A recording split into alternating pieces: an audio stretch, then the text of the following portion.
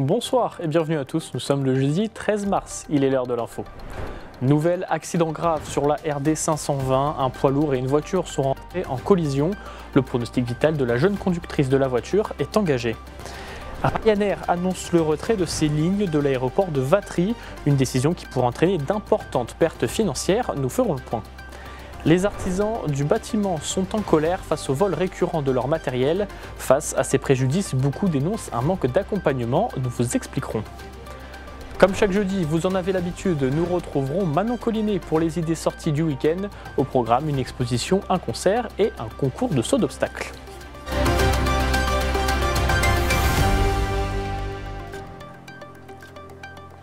Je vous le disais, une collision entre un poids lourd et une voiture s'est produite ce jeudi matin, peu après 8 heures, sur la RD 520.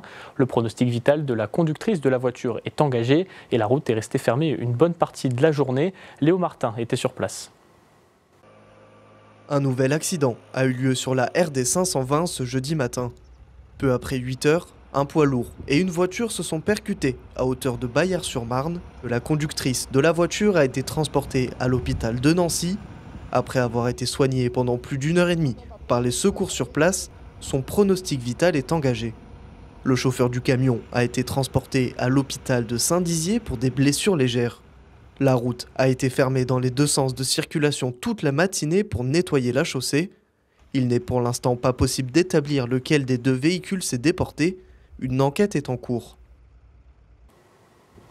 Agnès Pannier-Runacher, la ministre de la Transition écologique, se rendra en Haute-Marne demain dans le cadre du plan national d'adaptation au changement climatique. Invitée par l'association WWF, elle fera le point sur les projets de régénération des forêts et mettra en avant les initiatives publiques et privées pour leur préservation. Elle entamera sa visite à l'abbaye de Brive avant de se rendre au parc national des forêts à Arc-en-Barrois pour finir sa visite à La Ferté-sur-Aube. C'est un coup dur pour l'aéroport de Vatry. Ryanair a annoncé le retrait de plusieurs lignes en France et la plateforme marnaise est concernée. Une décision qui entraîne d'importantes pertes financières et une baisse significative du nombre de passagers chaque année. Quelles conséquences pour l'aéroport et le territoire? Les éléments de réponse avec Julien Debruyne. C'est une petite catastrophe pour l'aéroport de Vatry. La compagnie Ryanair a annoncé supprimer ses deux lignes au départ de la Marne dès le 29 mars prochain. Plusieurs autres aéroports régionaux sont concernés. Cette décision fait suite à l'augmentation de la taxe de solidarité sur les billets d'avion, votée dans le cadre de la loi de finances 2025. C'est une décision d'une société privée. Je le regrette évidemment parce que, en plus, je le regrette d'autant que nous avons développé l'activité passager l'année dernière de pratiquement 30%, 27-28%. Donc voilà, je ne peux que le regretter. Ça se solde par une perte nette de 500 000 € qui, si elle n'est pas remplacée par d'autres recettes ou développement du fret, devront être compensées par une subvention du département. L'impact serait considérable pour l'aéroport. 85% des passagers ayant transité en 2024 avaient choisi les lignes de Ryanair. Des emplois sont aussi concernés. 2 postes directement liés au trafic passager seront reclassés au sein de l'aéroport. Mais pour les sociétés prestataires, comme Securus, qui assurent la sécurité et la sûreté des passagers, l'impact pourrait être bien plus important. Mais l'espoir d'attirer de nouvelles compagnies au sein de l'aéroport existe bel et bien. Alors, on travaille depuis déjà quelques mois avec d'autres opérateurs, qu'ils soient français ou européens ou extra-européens, pour ouvrir de nouvelles lignes, principalement sur l'Union européenne et sur le bassin méditerranéen. C'était déjà un travail qui était effectué et aujourd'hui, effectivement, on va renforcer un peu plus la négociation puisqu'effectivement, on se retrouve aujourd'hui sur une impasse au niveau du trafic passager sur l'aéroport. Est-ce que ça pourrait être même plus rentable ? Ça pourrait être plus rentable. Face à cette situation, le département de la Marne ne compte pas rester sans réaction. Leur objectif est de trouver au plus vite de nouveaux opérateurs pour combler le vide laissé par Ryanair. Dans le même temps, une délégation marnaise prévoit de se rendre en Chine le 29 mars prochain pour nouer de nouveaux accords commerciaux. Nous vous en parlions hier, 6 jours après l'incendie d'un immeuble d'habitation au centre-ville de Commercy. Nous avions appris le décès du locataire de l'appartement. Pour rappel, l'homme d'une trentaine d'années avait été secouru par les pompiers. Il était grièvement blessé et en arrêt cardio-respiratoire. Il avait été réanimé avant d'être héliporté à l'hôpital de Reims. Des amis de la victime ont décidé d'ouvrir une cagnotte pour participer aux frais des obsèques. La description précise, je cite, « L'argent récolté sera directement transmis aux pompes funèbres. S'il reste de l'argent, il sera mis de côté pour son fils. » Déjà plus de 3 300 € ont été récoltés. Voici notre image du jour, de la neige en Haute-Marne. Un changement de température radical après les 20 degrés enregistrés la semaine dernière. Quelques centimètres de neige sont tombés ce jeudi matin dans plusieurs secteurs du département, de la Haute-Marne vers Langres, Bourbonne-les-Bains. Météo France avait d'ailleurs placé le département de la Haute-Marne et de la Meuse en vigilance jaune neige-verglas jusqu'à 14 h. Depuis plusieurs semaines, les artisans du bâtiment sont confrontés à une recrudescence des vols de matériel. Camions fracturés, outils dérobés, chantiers ciblés. Ces actes malveillants entraînent des pertes conséquentes et compliquent leur quotidien. Face à ces préjudices, beaucoup dénoncent un manque d'accompagnement et de solutions adaptées. Julien De Bruyne est allé à la rencontre de ces artisans. Regardez. De quoi mettre, quoi, tu vois. On enlève les deux là. Sur ce chantier, l'inquiétude n'a jamais été aussi grande. Depuis plusieurs semaines, les artisans font face à une recrudescence des vols de matériel, avec pour conséquence des préjudices financiers importants. Jovidas, artisan expérimenté, a été victime à plusieurs reprises. Récemment, il a découvert son camion avec une vitre brisée et l'ensemble de ses outils dérobés, estimant sa perte à près de 4 000 €. L'une des méthodes les plus répandues chez les voleurs consiste à intercepter le signal entre une clé électronique et le véhicule. Une façon de déverrouiller et de démarrer le camion à distance. Sur Internet, il existe des centaines de tutoriels qui expliquent comment organiser ces intrusions sans effraction visible. Une fois à l'intérieur, les malfaiteurs ont tout le loisir de s'emparer des outils et équipements stockés, le tout en seulement quelques minutes. Ces vols perturbent considérablement le déroulement des chantiers, obligeant les professionnels à retarder ou réorganiser leur intervention. J'avais peut-être une interruption d'une semaine de travail parce que je n'avais pas des outils avec quoi travailler. Ça tordait des chantiers.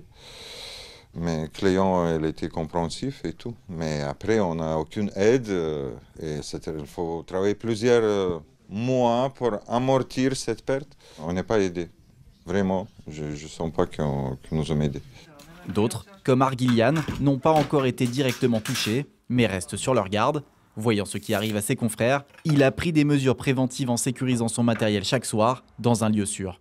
Moi j'ai peur parce que même pour les outils, je suis obligé tous les soirs de rentrer dans un lieu sécurisé, tout ce qui est garage, dépôt. On ne peut pas laisser dans des camions parce que vu qu'on entend tous les jours, il y a des vols, même mes collègues à moi, ils étaient victimes de tout ça. Et c'est du matériel qui coûte assez cher et puis même nous on serait bloqués au niveau du travail en fait. Et puis on fait avec nos moyens à nous.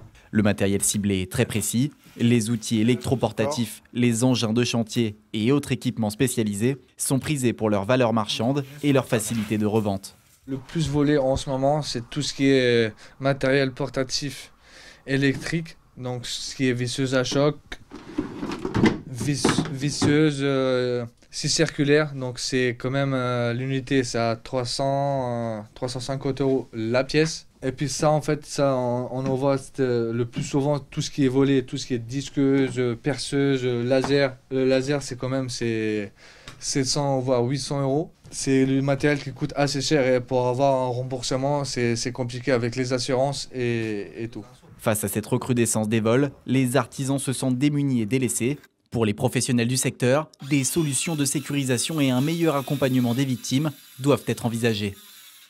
Et tout de suite, nous retrouvons Manon Collinet pour les idées sorties du week-end.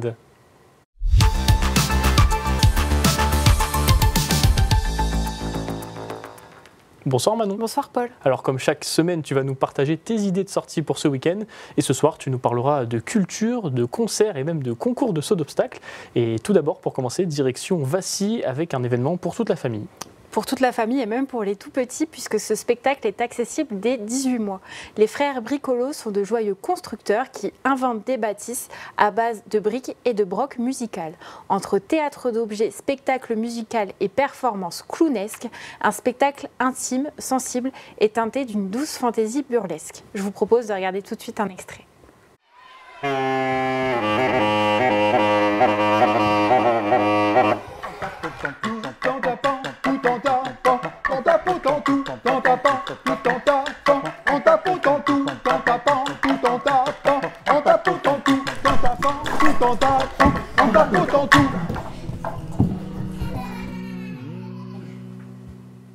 Rendez-vous à la Forgerie de Vassy. Des séances sont prévues à 10h30, 16h et 17h30 ce dimanche 16 mars. C'est rare qu'on en parle dans la chronique, dans les sorties du week-end, mais tu nous proposes de l'équitation avec un concours de saut d'obstacles. C'est rare et c'est pour ça qu'on a décidé d'en parler ce soir. Vous connaissez certainement le centre équestre de Baudonvillers. Et bien justement, il organise un nouveau concours de saut d'obstacles ce samedi et ce dimanche. L'occasion pour vous de découvrir un peu plus l'équitation ou tout simplement de faire une sortie familiale. Et en plus, l'entrée est libre et gratuite. On repasse la frontière au Marnaise pour aller à Saint-Dizier. Tu nous proposes un concert qui sent bon les années 90, un groupe bien connu, Mano. Oui, c'est ça, Paul. Vous avez sûrement déjà fredonné, toi aussi, Paul, la tribu de Dana dans votre jeunesse. Eh bien, le groupe s'invite au fuseau à l'occasion de la Saint-Patrick. Violon, cornemuse, Mano fait la part belle aux instruments emblématiques de la culture celtique. Depuis sa création en 1988, 12 albums sont nés. Requiem pour un Celte est le nouvel opus de cette saga celtique. Et pour le plaisir, je vous propose un extrait de l'album.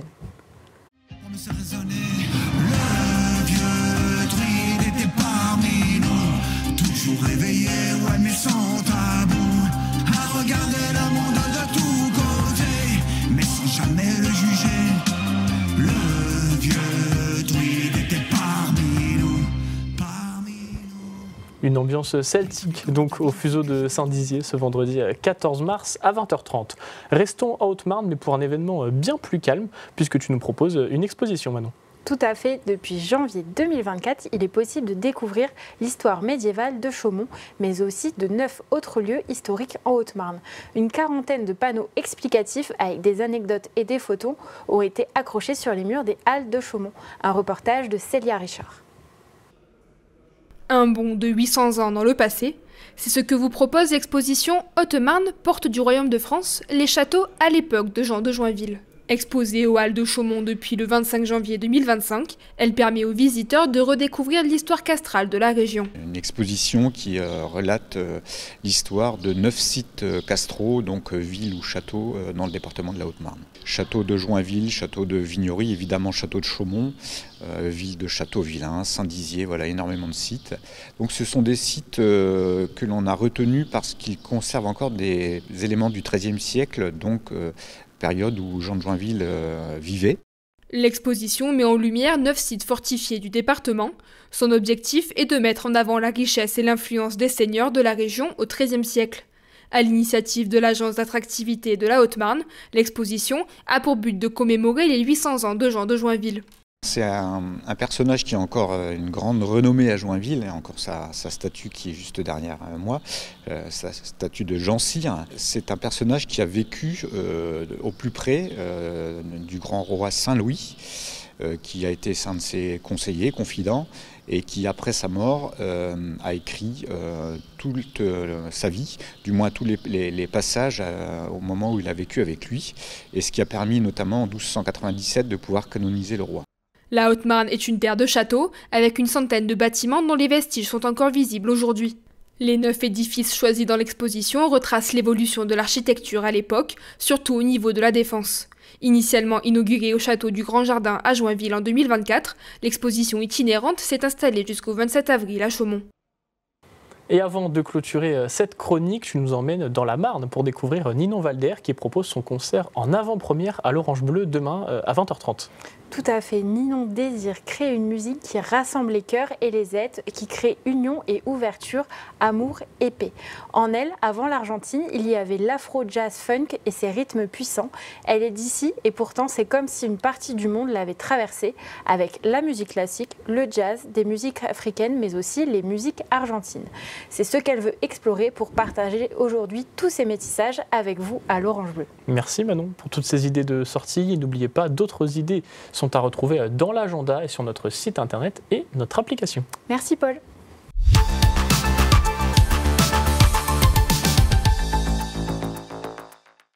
C'est la fin de votre journal. Merci de nous avoir suivis. Tout de suite, la météo et l'information continuent sur Puissance Télévisions. Excellente soirée et à demain.